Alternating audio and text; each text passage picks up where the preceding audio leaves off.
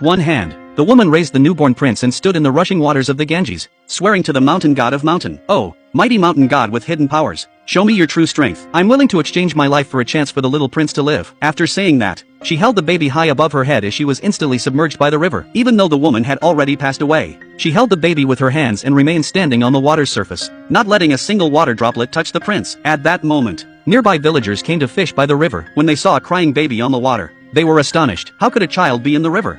They hurriedly sent the best swimmer among them to rescue the baby. However, as soon as he held the baby in his arms, his stiff hand miraculously pointed towards the peak of mountain, as if hinting at the baby's identity and mission. Then, the woman's body disappeared with the flowing water, leaving no trace behind. And so, the little prince was adopted by a female villager and given the name William. As William grew older, the villagers noticed that he often daydreamed while staring at mountain. To prevent the villagers from gossiping, his foster mother quickly called him home for dinner. However, William eagerly asked, "Mommy, what's on top of the mountain?"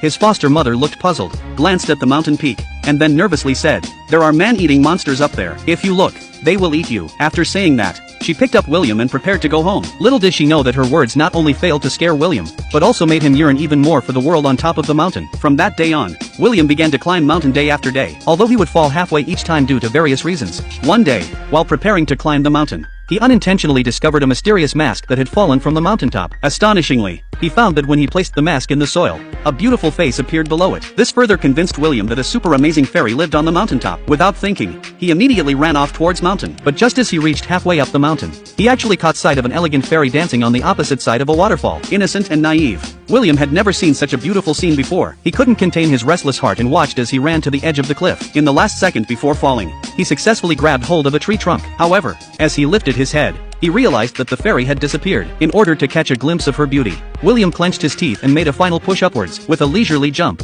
he landed on a platform and then chased after the fairy's figure all the way. But no matter how he chased, he couldn't catch up to her. It wasn't until the fairy suddenly disappeared that William realized he was just one step away from the mountaintop. He snapped a bamboo stalk on the cliff wall and used its blade to cut off a vine. He bound the vine at both ends of the bamboo to make a bowstring, ensuring its flexibility was satisfactory. He swiftly fixed a small knife onto the bamboo staff using another vine as an arrowhead. He tied the other end of the vine tightly around his waist. With everything prepared, William leaped forward, aiming at a tree on the mountaintop. With a swoosh sound, the arrow pierced the tree trunk, firmly anchoring. William quickly grabbed the vine and began climbing upwards. Finally, he successfully reached the long-awaited summit of mountain. However, as he ventured into a small grove to search for the fairy, he saw a woman perched in a tree, drawing her bow and aiming forward as if on a mission. Astonishingly, her small face looked exactly like the disappeared fairy,